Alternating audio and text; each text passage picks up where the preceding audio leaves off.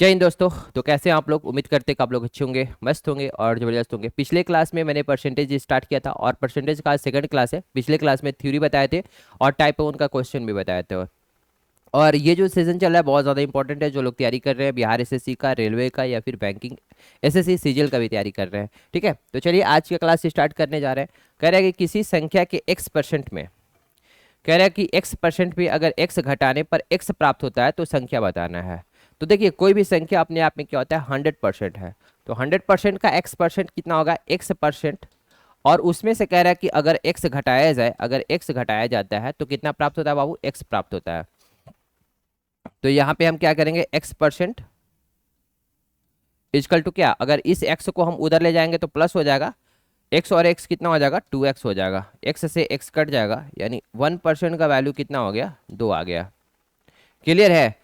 मैंने मान लिया कि संख्या क्या है आपका 100% है और 100% का एक्स परसेंट निकालिएगा तो एक्स परसेंट में से आप एक्स घटाते हैं, क्वेश्चन में जैसे कह रहा है, तो एक्स प्राप्त होता है। क्लियर है? तो एक्स परसेंट का वैल्यू कितना हो गया, एक्स और एक्स 2x। तो एक्स से एक्स यहाँ पे काट दिए तो 1% का वैल्यू हो गया 2। और 100% का वैल्यू निकालेंगे यानी संख्या का वैल्यू कितना हो जाएगा, इधर 100 से मल्टीप्लाई कीजिएगा तो इधर भी 100 से मल्टीप्लाई करना पड़ेगा। तो आपका आंसर कितना आ गया, ऑप्शन नंबर ए 200। इसको नोट कीजिए आप लोग। देखिए इसके बाद आते हैं अगला क्वेश्चंस में। क्वेश्चन ये दूसरे टाइप का क्वेश्चन है। कह रहा है कि चीनी के मूल्य में 30% की वृद्धि कर दी जाती है तो सीता को चीनी की खपत कितने प्रतिशत की कम कर देनी चाहिए कि उसके व्यय में कोई वृद्धि ना हो। ये क्वेश्चन पूछा हुआ है एलपी का, 2018 में पूछा हुआ है। देखिए चीनी के कॉस्ट में जब इंक्रीज होगा और पहले जितना रुपया हम चीनी पे खर्च करते थे उतना ही रुपया खर्च करना है। कह रहा है कि खपत में कितने परसेंट की कमी करनी होगी कि खर्च में कोई, व्यय में कोई वृद्धि ना हो। तो हम इसको कैसे बनाएंगे, देखिए कह रहा है कि 30%, और 30% का वैल्यू कितना होता है बाबू, 30% का वैल्यू होता है, फ्रैक्शन में निकालिएगा तो 30/100, दैट मीन्स 3/10। तो कहने का मतलब ये है कि पहले चीनी का कॉस्ट अगर 10 रुपया था तो बाद में कितना, 3 रुपया बढ़ जा रहा है। यानी कि खपत कॉस्ट जो है पहले 10 रुपया था तो 3 रुपया बढ़ जा रहा है, तो 13 हो गया कॉस्ट। तो खपत जो होता है जस्ट इसका रिवर्स होता है। दैट मीन्स पहले खपत अगर 13 यूनिट होता था तो अब खपत 10 यूनिट करना पड़ेगा। क्योंकि कॉस्ट इंटू खपत कीजिएगा ना तो खर्च होता है। क्लियर है? तो पहले कीमत था 10 रुपया, अब बाद में कीमत हो जा रहा है 13 रुपया। तो खपत क्या, पहले 13 यूनिट खपत होता था तो बाद में 10 ही यूनिट खपत करना पड़ेगा। तो वही क्वेश्चन में पूछ रहा है कि कितने प्रतिशत कम कर देनी चाहिए कि व्यय में कोई वृद्धि न हो। तो यहाँ पे कितना कम हो रहा है, 3 यूनिट कम हो रहा है, कितना पे, 13 पे। तो 3/13। और परसेंटेज निकालने के लिए हम क्या करेंगे, 100 से मल्टीप्लाई करेंगे तो आपका कितना हो जाएगा, 300/13। अब इसका भाग दीजिएगा, ठीक है। तो 23 मर्त में कटेगा और 23 मर्त में 299 होता है। 23 सही 1/13% आपका आंसर आएगा। ऑप्शन नंबर ए इसका राइट आंसर होगा। 300/13 कीजिए, ठीक है। 23 × 13 की जगह तो 299, एक बचेगा तो 1/13। तो 23 सही 1/13% आपका ऑप्शन नंबर ए इसका राइट आंसर होगा। उम्मीद करते हैं कि आप लोग समझ पा रहे होंगे। कोई भी दिक्कत होगा तो आप लोग कमेंट्स कीजिएगा। मैं एक बार फिर से हम आपको डिस्कस करते हैं, ठीक है। 30% का वैल्यू कितना होता है, इस तरह का क्वेश्चन बार बार एग्जाम में पूछता है। 3/10 यानी पहले 10 था कीमत तो अब 3 यूनिट बढ़ जा रहा है, दैट मीन्स 13 हो जा रहा है। 10 से 13 हो जा रहा है तो खपत क्या कम करना पड़ेगा, यानी पहले 13 था खपत तो अब 10 खपत करना पड़ेगा। तो कितना कम हो गया, 3 कम हो गया। और कंपेयर किससे हो रहा है, 13 से, तो 3/13, ठीक है। और परसेंटेज निकालने के लिए 100 से मल्टीप्लाई कर दिया। आते हैं इसके बाद नेक्स्ट क्वेश्चन पे। इसी टाइप का सेकंड टाइप हम अभी बता रहे हैं, डिस्कस कर रहे हैं आप लोग को। देखिए कह रहा है कि ए का वेतन जो है बी के वेतन से 20% कम है।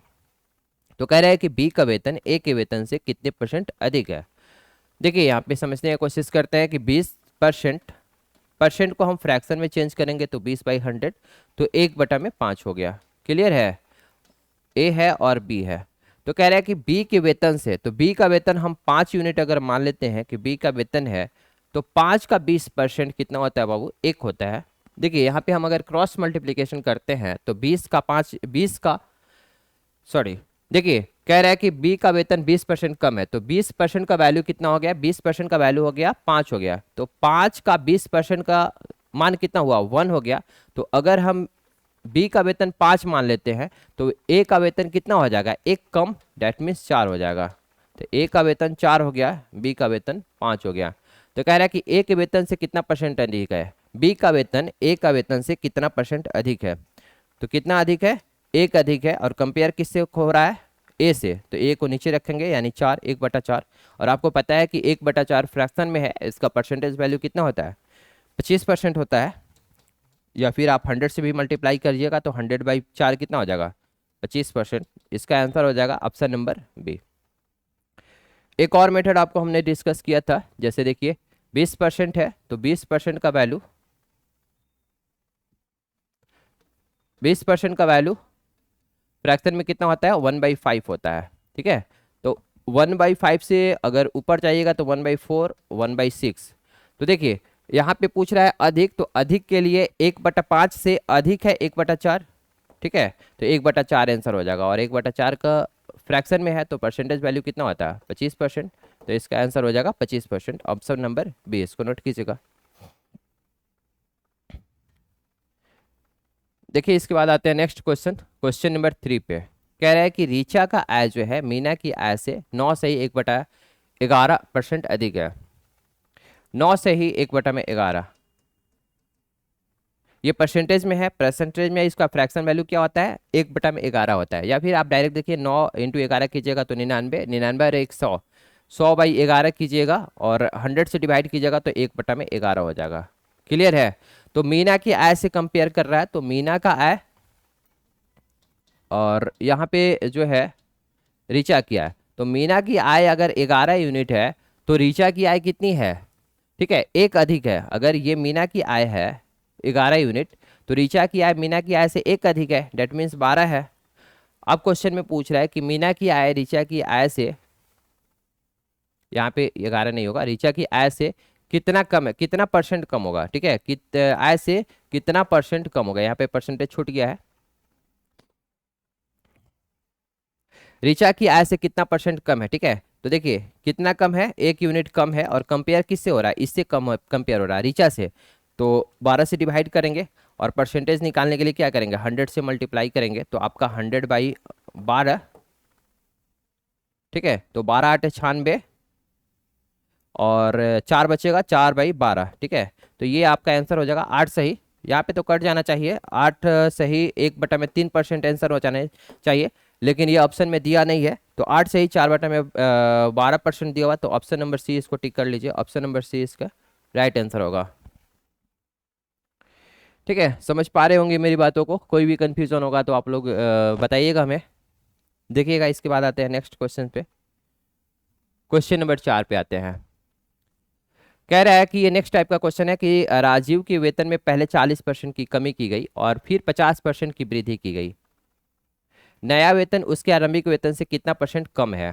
पहले कह रहा है कि 40% की कमी की गई, 40% घटाया गया पहले वेतन में, और इसके बाद क्या है 50% की वृद्धि की गई, फिर 50% की वृद्धि की गई। तो लास्टली उसका कह रहा है कि आरंभिक वेतन से कितना परसेंट कम हुआ या फिर ज़्यादा हुआ। ये निकालने के लिए हम दो मेथड का यूज़ करते हैं। पहला मेथड ए बी फार्मूला लगाएंगे और दूसरा हम आपको रेशियो से भी बताएंगे। तो देखिए ए बी फार्मूला कहता है क्या कि A plus B plus A B by 100।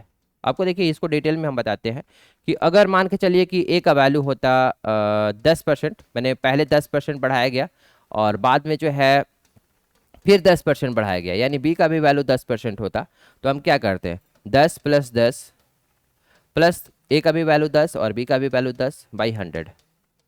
ठीक है, तो 10 और 10 कितना हो गया 20, और ये 0 0 कट जाता और एक एक कितना 21, और यहाँ पे प्लस आ रहा है। प्लस का मतलब कि टोटल ओवरऑल जो है 21% इंक्रीज होता। मेरा क्वेश्चन ये था, इससे मतलब नहीं है, हम एक एग्जांपल अभी लिए हुए हैं। कह रहे हैं कि पहले 10% इंक्रीज कर रहा है और बाद में भी 10% इंक्रीज कर रहा है, तो ओवरऑल जो है प्रारंभिक से मतलब स्टार्टिंग से कितना परसेंट इंक्रीज हुआ। तो आप डायरेक्ट ऐसे मत कीजिएगा 10 और 10 20% मत कर दीजिएगा, टोटल ओवरऑल कितना इंक्रीज हुआ 21%। चूंकि हम लगाएंगे यहाँ पे क्या ए बी फार्मूला। क्लियर है, तो उसी तरह से हम ए बी फार्मूला कहीं यूज करेंगे। ठीक है, A plus B plus A B by 100। लेकिन यहाँ पे क्या करेंगे कि ए का वैल्यू जो है पहले 40% कमी हो रहा है, यानी 40 कमी हो रहा है, यानी ए का वैल्यू क्या लेंगे -40 लेंगे, और बी का वैल्यू क्या हो रहा है 50% की वृद्धि हो रही है, तो बी का वैल्यू क्या लेंगे, +50। वृद्धि में प्लस लेंगे और कमी में माइनस लेंगे, क्लियर है। तो ए का वैल्यू हम पुट करेंगे कितना बाबू, 40 पुट करेंगे, -40, और बी का वैल्यू 50 पुट करेंगे, +50। साइन को यहाँ पे हमेशा ध्यान में दीजिएगा, ठीक है। अगर कमी हो रहा है तो माइनस और वृद्धि हो रहा है तो प्लस का यूज करेंगे। और यहाँ पे प्लस है, ए इंटू बी है, तो माइनस और प्लस से मल्टीप्लाई कीजिएगा तो माइनस होगा, तो कितना हो जाएगा 40 × 50/100, क्लियर है। तो 50 में से 40 घटेगा तो 10, और ये माइनस कितना हो जाएगा, 0 से 0 काट दीजिए, तो पंचों के 20, तो 10 - 20 कितना हो गया, -10। यानी ओवरऑल क्या हो गया, 10% घटेगा, ठीक है। माइनस का मतलब यहाँ पे क्या होगा, घटेगा। तो क्वेश्चन पूछ रहा है कि नया वेतन आरंभिक वेतन से कितना % कम है, ठीक है। तो 10% कम है, क्योंकि यहाँ पे माइनस, अगर यहाँ पे प्लस आता तो 10% इंक्रीज होता, ठीक है। लास्टली वेतन जो है प्रारंभिक वेतन से 10% इंक्रीज हो रहा है, लेकिन यहाँ पे माइनस जो क्या शो कर रहा है कि 10% का कमी हो रहा है। उम्मीद करते हैं कि आप लोग ये भी फॉर्मूला समझ पा रहे होंगे, ठीक है। एक और मेथड आपको बताते हैं, रेशियो मेथड। देखिए रेशियो मेथड से हम क्या करते हैं कि 40% की कमी की गई, तो 40% का जो वैल्यू होता है ये परसेंटेज में है, इसको फ्रैक्शन में चेंज कीजिएगा। देखिए 20% का वैल्यू होता है 1/5, तो 40% का वैल्यू कितना हो जाएगा, 2/5 होगा। कमी का मतलब यहाँ पे माइनस हो रहा है, माइनस यहाँ पे इंडिकेट करते रहे। और 50% जो है 1/2 वृद्धि हो रहा है, ठीक है। तो पहले 5 यूनिट वेतन था तो 2 यूनिट कम हो रहा है, तो 2 यूनिट कम होगा तो यानी कितना हो जाएगा, पहले 5 यूनिट वेतन था तो 2 कम हो रहा है, डेट मीन्स 3 हो जा रहा है। और यहाँ पे 2 यूनिट वेतन था तो 1 इंक्रीज कर रहा है, डेट मीन्स कितना बढ़ जा रहा है, 3 हो जा रहा है, तो 2 से 3, ठीक है। अब क्या करेंगे कि इधर का इधर मल्टीप्लाई करते हैं और इधर का इधर मल्टीप्लाई करते हैं, तो यहाँ पे 5 दूनी 10 है और ये कितना हो जाएगा 9, ठीक है। मल्टीप्लाई कर देते हैं एक एक जीरो से, चूंकि हम कंपेयर कंपेयर यहाँ पे ये हो गया, ठीक है। कंपेयर क्या करते हैं यहाँ पे 1 मिनट, यहाँ पे 100 और यहाँ पे 90, तो डैट मीन्स देखिए 100 से हम कंपेयर कर रहे हैं, 100 से 90 हो जा रहा है, तो आप देखिए 100 था पहले वेतन और बाद में 90 हो जा रहा है, तो कितना कम हो रहा है, 10% कम हो रहा है। तो यहाँ से भी रेशियो मेथड से भी ऐसे बना सकते हैं, क्लियर है। देखिए इसके बाद आते हैं नेक्स्ट क्वेश्चन, क्वेश्चन नंबर 5 पे।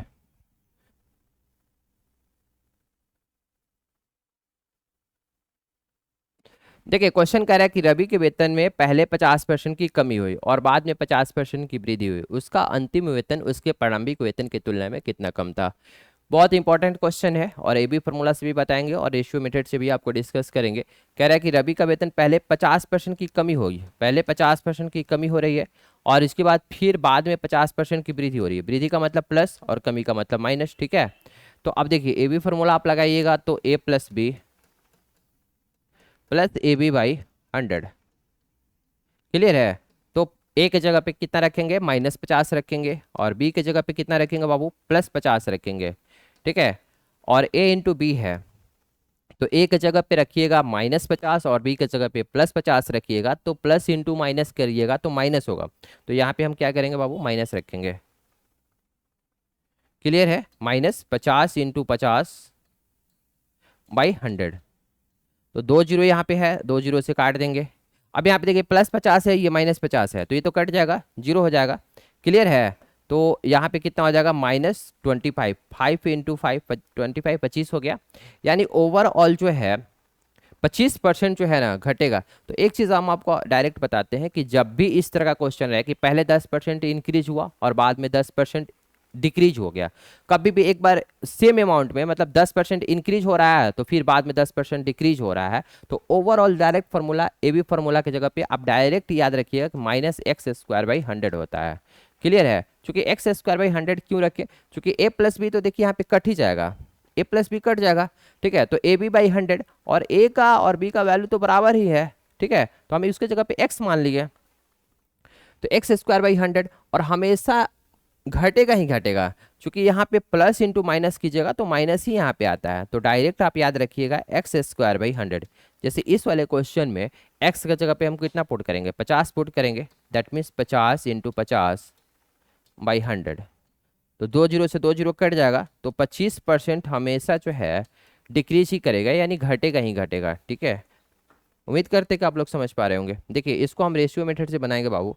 तो देखिए रेशियो मेथड से ऐसे बनाएंगे, 50% पहले घर कमी हो रहा है, 50% का फ्रैक्शन में वैल्यू कितना होता है, 1/2 होता है।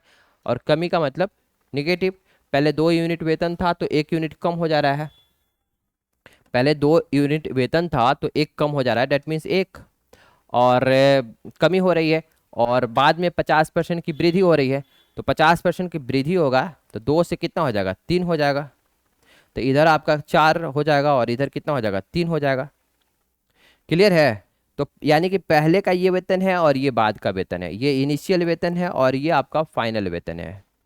तो कह रहा है क्वेश्चन में कि कितना कमी हो रहा है, तो एक का कमी हो रहा है, और कंपेयर किससे करोगे, 4 से करोगे। तो जिससे कंपेयर होता है उसको क्या करते हैं, नीचे रखते हैं।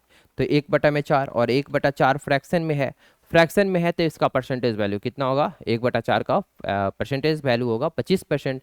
या फिर आपको पता नहीं है तो 100 से मल्टीप्लाई कर दीजिए। तो 100/4 कीजिएगा तो कितना हो जाएगा बाबू, 25%। डैट मीन्स 25% क्या होगा, डिक्रीज करेगा, यानी 25% क्या होगा, कम होगा उसका वेतन, फाइनल वेतन जो होगा इनिशियल वेतन से। क्लियर है, नोट कीजिएगा इसको आप लोग। देखिए इसके बाद आते हैं अगला क्वेश्चन में। कह रहा है कि एक जीवाणु की आबादी पहले 10 मिनट में 6% और अगले 10 मिनट में 10% की दर से बढ़ता है। कह रहा है कि एक कोई जीव है, उसका 10 मिनट में 6% और अगले 10 मिनट में 10% की दर से बढ़ती है। पहले 6% की दर से बढ़ रही है और बाद में 10 मिनट में 10% की दर से बढ़ती है। तो 20 मिनट के अंत में जनसंख्या में कुल कितना प्रतिशत वृद्धि होगी। क्लियर है। ये सारे क्वेश्चन जो है इंपॉर्टेंट है। देखिए इसको भी हम ए बी फार्मूला से बनाएंगे, a+b + ab/100। तो ए का वैल्यू कितना रखेंगे, ए का वैल्यू रखेंगे +6। क्लियर है, ए का वैल्यू रखेंगे +6 और बी का भी वैल्यू रखेंगे +10। ठीक है, तो यहाँ पे +6 +10 प्लस ए इंटू बी, यानी कि 6 × 10 और बटा में 100 कर देंगे। क्लियर है, 10 से 10 कट जाएगा तो 6 और 10 कितना हो जाएगा, 16। और यहाँ पे कितना हो जाएगा, 0.6। डेट मीन्स 16.6 आपका आंसर होगा बाबू, 16.6। ऑप्शन नंबर डी इसका राइट आंसर होगा। इसको नोट कीजिए आप लोग।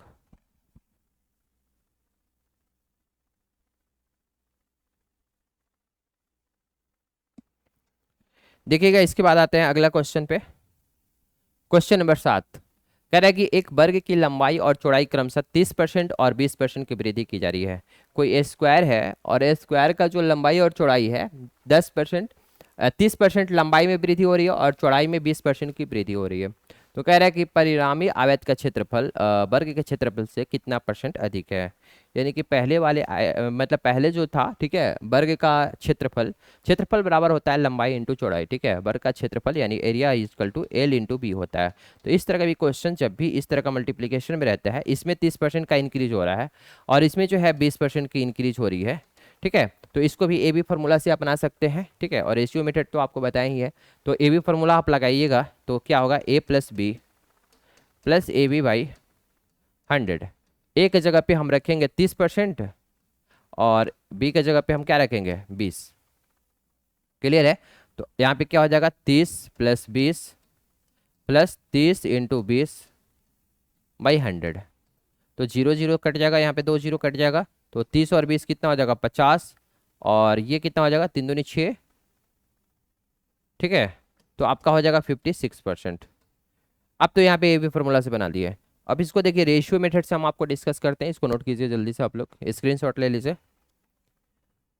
देखिएगा रेशियो मेथड से बनाइएगा तो आप कहिएगा कि 30% और 30% जो परसेंटेज में दिया हुआ है इसका फ्रैक्शन वैल्यू कितना होगा। फ्रैक्शन में चेंज करने के लिए हमने आपको पहले क्लास में बताया कि 100 से डिवाइड करना होगा। ठीक है, तो 30/100 की जगह तो 3/10 हो जाएगा। ये क्या हो रहा है, इंक्रीज कर रहा है। और 20% का वैल्यू कितना होगा, 20% का फ्रैक्शन वैल्यू होगा 1/5।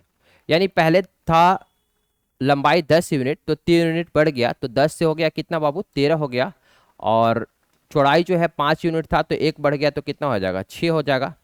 तो इधर का इधर मल्टीप्लाई कीजिए और इधर का इधर मल्टीप्लाई कीजिए, मैंने बताया था। तो 10 5 ये कितना हो जाएगा, 50 और 13 6 78। ठीक है, तो ऐसा करते हैं कि 2 से मल्टीप्लाई कर देते हैं। तो 50 इंटू टू कीजिएगा तो 100, और 78 इंटू टू कीजिएगा तो 156 हो जाएगा। ठीक है, तो कितना परसेंट इंक्रीज हो गया, इसलिए हमने दोस्तों मल्टीप्लाई कर दिया कि यहाँ पे 100 आ जाए तो कंपेयर करने में इजी रहेगा। यहाँ पे 100 हो गया इनिशियल क्षेत्रफल, वर्ग का इनिशियल क्षेत्रफल आपका 100 है, और बाद में फाइनल जो एरिया है कितना हो गया, 156 हो गया। तो कितना बढ़ गया, 56 बढ़ गया, और परसेंटेज में भी निकालिएगा तो 56%, चूंकि 100 से हम कंपेयर कर रहे हैं। मैंने पहले क्लास में बताया कि अगर किसी चीज़ की तुलना अगर 100 से कैलकुलेशन करते हैं, ठीक है, तो उसी को आप परसेंटेज बोलते हैं। तो 100 से हो गया 156, तो कितना परसेंट बढ़ गया बाबू, 56% बढ़ गया। ऑप्शन नंबर सी इसका राइट आंसर होगा, इसको नोट कीजिए आप लोग। देखिए कह रहा है कि वर्ग का भुजा मापने में 2% अधिक त्रुटि हुई।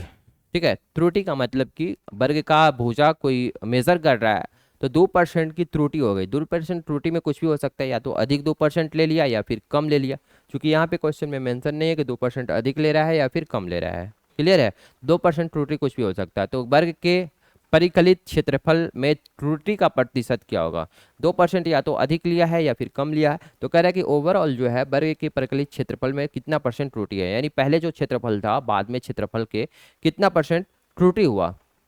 तो उसको हम ए बी फार्मूला से बना लेते हैं, इजी रहेगा। ठीक है, तो ए बी फार्मूला कहता है a+b+ab/100।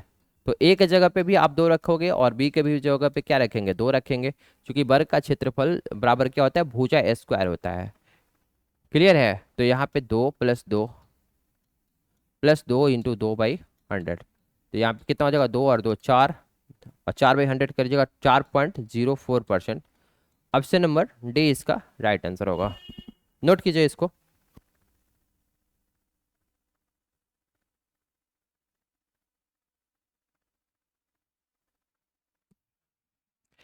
ठीक है, उम्मीद करते हैं कि आप लोग समझ पा रहे होंगे, बहुत इजी कंसेप्ट है ये चीज़। ठीक है, इसके बाद आते हैं नेक्स्ट टाइप क्वेश्चंस पे, और ये टाइप भी बहुत ज़्यादा इंपॉर्टेंट है। कह रहे हैं कि एक वर्ष बाद किसी कस्बे की जनसंख्या क्या होगी। यदि वर्तमान जनसंख्या जो है, ठीक है, 12 लाख है, 12 पे कितना जीरो है, 5 जीरो है, 12 लाख है, और जनसंख्या वृद्धि दर 4% है। देखिए बहुत अच्छा क्वेश्चन है, और ये जो टाइप बता रहे हैं तीसरा टाइप का क्वेश्चन बता रहा है। कह रहा है कि 2 वर्ष बाद किसी कस्बे की जनसंख्या क्या होगी यदि वर्तमान जनसंख्या 12 लाख है और जनसंख्या वृद्धि दर 4% है। जनसंख्या वृद्धि दर कहने का मतलब ये है कि अगर जनसंख्या अब भी 100% है तो 4% की इंक्रीज हो रही है, यानी 104 हो जा रही है। क्लियर है, तो कह रहा है कि ये जो जनसंख्या दिया हुआ है 2 साल पहले का दिया हुआ है, और 2 वर्ष के बाद की जनसंख्या आपसे पूछ रहा है कि क्या होगा। तो देखिए इसका ट्रेडिशनल मेथड हम ऐसे बना सकते हैं कि अगर मान लीजिए कि अभी फिलहाल जनसंख्या अगर x है और 10% इंक्रीज कर रहा है, पहले 100 था जनसंख्या मान लेते हैं, कोई भी चीज़ अपने आप में 100 होता है, मैं बार बार बता रहा हूँ कि अगर ये पेन है तो पेन भी अपने आप में क्या है, 100% है। तो पहले जनसंख्या अगर 100 है और 10% इंक्रीज कर रहे हैं तो कितना हो जाएगा, 110 हो जाएगा, 10 वृद्धि होगा तो 110। ठीक है, तो 110/100। तो उसी तरह से हम इस क्वेश्चन को हम बनाएंगे। तो देखिए जनसंख्या आपका है कितना, 12 लाख, 12 पे 10 के पावर 5 कर देते हैं। ठीक है, 1 2 3 4 5, ठीक है, और इसके बाद कह रहा है कि 4% इंक्रीज कर रहा है तो 104 हो जाएगा पहले साल बाद, 104/100, और दूसरे साल बाद कितना हो जाएगा, 104/100। ठीक है, तो 2 साल के बाद आपकी इतनी जनसंख्या हो जाएगी। अब इसको कैलकुलेशन कीजिएगा तो 2 जीरो यहाँ पे कटेगा, 2 जीरो यहाँ पे कटेगा। ठीक है, तो आपका कितना हो जाएगा, 120 इंटू 104 इसको मल्टीप्लीकेशन करके आप लोग जल्दी से बताइए इसका आंसर कितना होगा। ठीक है, तो हम बताते हैं कि इसका option number A answer right होगा, 1297920। आप लोग इसको कैलकुलेट कर लीजिएगा। ठीक है, डिजिटल सम से भी आप देखिएगा तो यहाँ पे डिजिटल सम मिलेगा। ठीक है, ठीक है, इसको नोट कीजिए, और फिर आप लोग से मिलते हैं नेक्स्ट क्लास में। आज के लिए इतना ही, ऑल द बेस्ट।